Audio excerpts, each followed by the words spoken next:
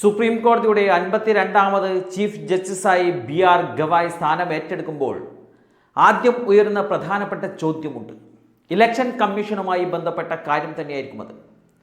മുഖ്യ തെരഞ്ഞെടുപ്പ് കമ്മീഷൻ അധ്യക്ഷനായ ജ്ഞാനേഷ് കുമാറിനെ അയോഗ്യനാക്കണമെന്ന് പ്രതിപക്ഷ നേതാവിൻ്റെ ആവശ്യം ഒരു ഹർജിയായി തന്നെ നിലനിൽക്കുന്നുണ്ട്.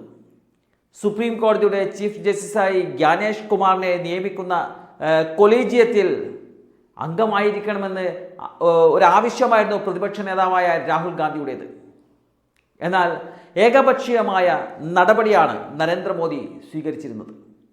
ആ മീറ്റിങ്ങിൽ നിന്നും രാഹുൽ ഗാന്ധി ഇറങ്ങിപ്പോവുകയാണ് ചെയ്തത്. കാരണം ആ രീതിയിൽ മാത്രമേ പ്രതിഷേധം അറിയിക്കാൻ സാധിക്കുകയുള്ളൂ. എന്നാൽ ഈ കാര്യങ്ങളിലൊക്കെ ചീഫ് ജസ്റ്റിസിനെ കൈകടത്തുവാനുള്ള അവകാശമുണ്ട്. അത് കൃത്യമായി കാണിച്ചു കൊടുക്കാൻ കഴിയണമെന്ന ആവശ്യമാണ് ഇപ്പോൾ പ്രതിപക്ഷം മുന്നോട്ട് വെക്കുന്നത്.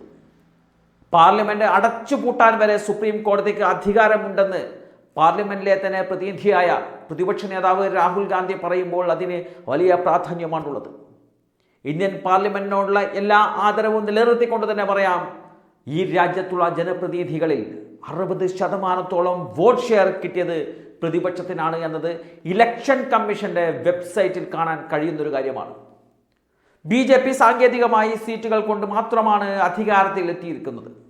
അതായത് കേവല ഭൂരിപക്ഷം പോലും ജനങ്ങൾ കൊടുത്തിട്ടില്ല എന്ന് മനസ്സിലാക്കേണ്ടതുണ്ട്. ഭരണഘടനയെ തന്നെ മാറ്റാൻ 4/3 ഭൂരിപക്ഷം ജനങ്ങളോട് അഭ്യർത്ഥിച്ച നരേന്ദ്രമോദിക്ക് ജനങ്ങൾ കണക്കിന് കൊടുക്കുകയാണ് ചെയ്തിരിക്കുന്നത്. പാർലമെന്റ് നടപടിക്രമങ്ങളിലേക്ക് കടക്കണമെന്ന് രാഹുൽ ഗാന്ധി അവകാശപ്പെടുമ്പോൾ അതിൽ പ്രധാനമായും വെടിനിർത്തലുമായി ബന്ധപ്പെട്ട കാര്യങ്ങളിൽ വിശദമായ ഒരു ബ്രീഫിംഗ് കേന്ദ്രം നടത്തിയിട്ടില്ല എന്ന് നമ്മൾ കാണേണ്ടതുണ്ട്. രാജ്യത്തെ അഭിസംബോധന ചെയ്ത് പഹൽഗാം ഭീകരാക്രമണത്തിന് ഓപ്പറേഷൻ സിന്ദൂറിലൂടെ ഉചിതമായ മറുപടി സൈന്യം കൊടുത്തിട്ടുണ്ടെന്ന് നരേന്ദ്രമോദി പറയുമ്പോഴും പല കാര്യങ്ങൾക്കും ഉത്തരം ലഭിക്കാതിരിക്കുകയാണ്. ഭീകരാക്രമണത്തിൻ്റെ ഉത്തരവാദികളായിട്ടുള്ള ഭീകരരെ കണ്ടുപിടിച്ചിട്ടുണ്ടോ? 26 വിലപ്പെട്ട ജീവനുകൾ എടുത്ത ഭീകരവാദികളെ യഥാർത്ഥത്തിൽ കണ്ടുപിടിച്ച് കഴിഞ്ഞോ എന്നുള്ള ചോദ്യത്തിന് കൃത്യമായ ഉത്തരവൊന്നും കേന്ദ്രത്തിനില്ല. മുംബൈ ഭീകരാക്രമണവുമായി ബന്ധപ്പെട്ട എല്ലാ സൂത്രധാരന്മാരെയും കണ്ടുപിടിച്ച് നിയമത്തിന് മുന്നിൽ കൊണ്ടുവരികയാണ് കോൺഗ്രസ് സർക്കാർ ചെയ്തത്. അതല്ലാതെ ഗീർവാണം അടിക്കുകയല്ല ചെയ്തത് എന്ന് പ്രതിപക്ഷ നേതാവായ രാഹുൽ ഗാന്ധി കേന്ദ്രത്തെ ഓർമ്മിപ്പിക്കുന്നുണ്ട്.